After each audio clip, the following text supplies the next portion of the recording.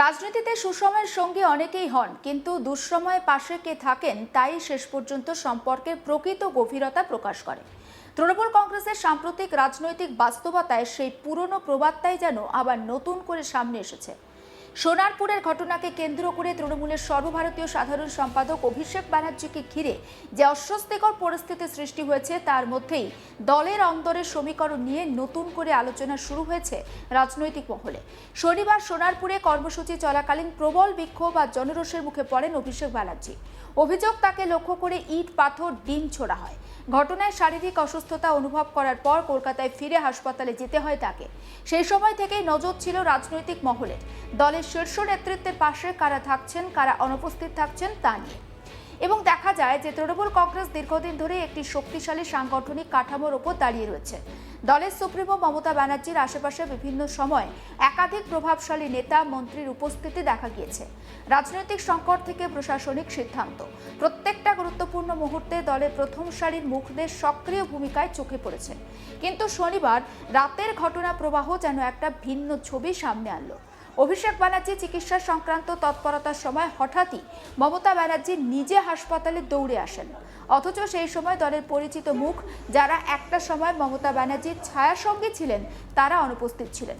চন্দ্রিমা ভট্টাচার্য, ইন্দ্রনীল সেন, অরূপ বিশ্বাস সহ একাধিক প্রথম সারির নেতাদের কাউকেই দেখা যায়নি। সে সময় তাদের দলের সুপ্রিমোর পাশে সবথেকে বেশি করে থাকাটা জরুরি ছিল। আর ঠিক সেই সময় তাদের কেউ পাশে পান বা কাউকেই পাশে পাননি মমতা ব্যানার্জি। একেবারে যেন তাকে অসহায় দেখাচ্ছিল। রাজনৈতিক মহলের একাংশের মতেই অনুপস্থিতি নিছক কাকতালীয়, নাকি দলের অভ্যন্তরীণ সমীকরণের ইঙ্গিত, তা নিয়েও একটা জল্পনা চলছে। ক্ষমতা থাকতে যারা মমতা ব্যানার্জির পাশে একেবারে মৌমাছির মতো ঘুরে বেড়াতেন, আজ ক্ষমতা থেকে সত্যিই তারা সব উধাও, কেউ কোথাও নেই। তবে বিপদের দিনে মমতা ব্যানার্জির পাশে থাকতে দেখা গিয়েছে কলকাতার প্রাক্তন মেয়র শোভন চ্যাটার্জিকে। শনিবার মমতার ছায়াসঙ্গী হয়ে সর্বক্ষণ তিনি পাশে ছিলেন। একসময় মমতা ব্যানার্জির অতি ঘনিষ্ঠ রাজনৈতিক যোদ্ধা হিসেবে পরিচিত ছিলেন শোভন।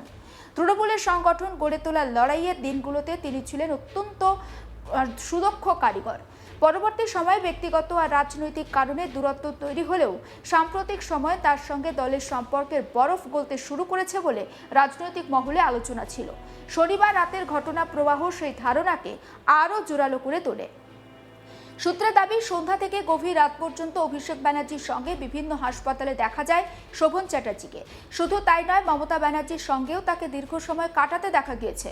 রাত গভীর হওয়ার পরেও পরিস্থিতির খোঁজ খবর আর তদারকিতে সক্রিয় ভূমিকায় রাজনৈতিক পর্যবেক্ষকদের চোখ এড়ায়নি। ফলে প্রশ্ন উঠছে, তৃণমূলের বর্তমান রাজনৈতিক পরিস্থিতিতে কি নতুন করে গুরুত্ব বাড়ছে শোভন চ্যাটার্জির, নাকি এটি শুধু ব্যক্তিগত সম্পর্কের প্রকাশ? এর উত্তর যদিও ভবিষ্যৎ দেবে, তবে শনিবার রাতের ঘটনা প্রবাহ একটি বিষয় স্পষ্ট করেছে।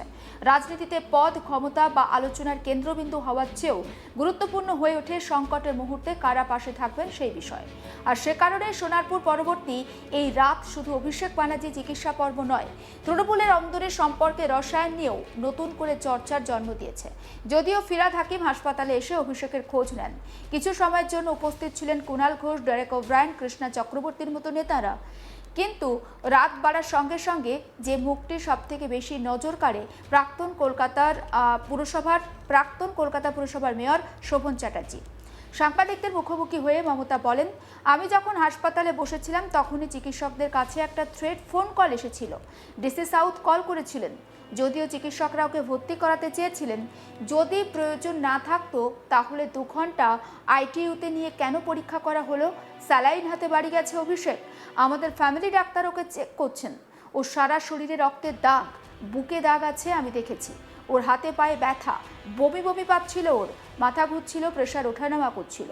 এই অবস্থায় ডাক্তাররা ওকে ছাড়তে চাননি, কিন্তু তারা বাধ্য হয়েছেন, কারণ না হলে তাদের চাকরি কেড়ে নেওয়া হবে বলে হুমকি দেওয়া হয়েছে। আমার সামনে ফোন করে হুমকি দিয়েছেন ডিসি সাউথ। এত অমানবিক! আমরা কোন দেশে আছি? লুটেরা সরকার, এত গুন্ডামি! মানুষের আশীর্বাদের শুভকামনায় ও বেঁচে গেছে। সারা গায়ে চাকা চাকা দাগ, যেভাবে পাথর ছোড়া হয়েছে, একেবারে স্পট ডেড হতে পারত যদি স্থানীয়রা ওকে হেলমেট না দিতেন। ওর বুকের চারপাশে রক্ত জমে আছে। একবার শোনাই প্রাক্তন মুখ্যমন্ত্রী মমতা ব্যানার্জির বক্তব্য। আমার কাছেও আছে,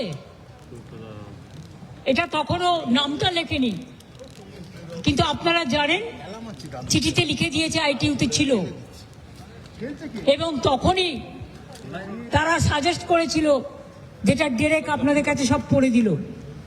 তা আপনি উইদাউট টেস্ট আপনার ডাক্তার অ্যাডভাইস করলো এইগুলো করতে হবে। ও সারা শরীরে রক্তের দাগ আছে, বুকে আছে, আমি নিজে দেখেছি।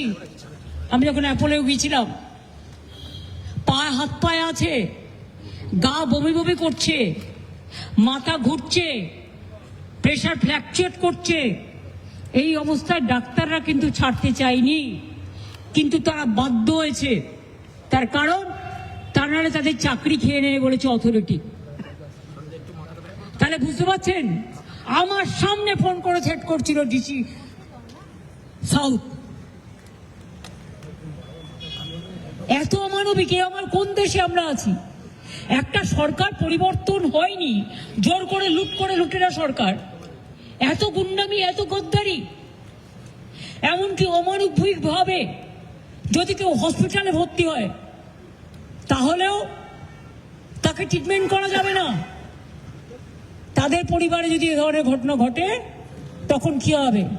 চিরকাল তো একজন চেয়ারে থাকে না।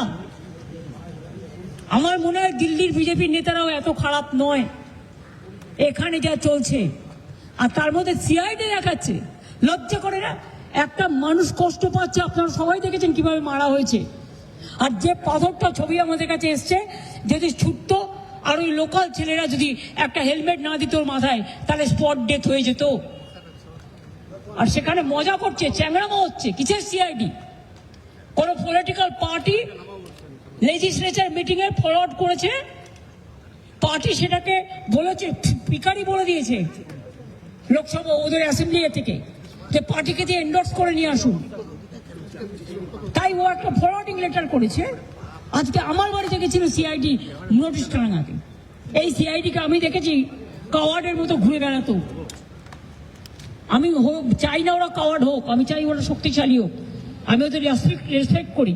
কিন্তু আমি দেখে নিয়েছি এরা কি কি করতো, আমাকে যেন নতুন করে না বলে। তারপর অভিষেকের বাড়িতে গেছে, ও ছিল না, ও তখন বেলেঘাটায় ছিল, আপনারা জানেন না, যে প্রোগ্রাম ছিল। তারপরে সোনারপুরে গিয়ে ঘটনা ঘটেছে। দেখুন, গতকাল সোনারপুরে যে ঘটনা ঘটেছে, রাজ্যের রাজনীতিতে একটা ছবি কার্যত স্পষ্ট হয়েছে। তারপর আমরা দেখেছি অভিষেক ব্যানার্জিকে সেখান থেকে সেন্ট্রাল ফোর্স তারা রেস্কিউ করে অভিষেক ব্যানার্জিকে। তারপরে হাসপাতালে নিয়ে যাওয়া হয়, প্রথমে একটি বেসরকারি হাসপাতালে, কিন্তু সেখানে তার চিকিৎসা হচ্ছে না বলে অভিযোগ করেন মমতা ব্যানার্জি। তারপর অপর একটি হাসপাতালে তাকে নিয়ে গিয়ে চিকিৎসা করানো হয়। সমস্ত আপডেট পৌঁছে দেবো আপনাদের কাছে, নজর রাখুন। আজ তাক বাংলায় সাবস্ক্রাইব করতে ভুলবেন না।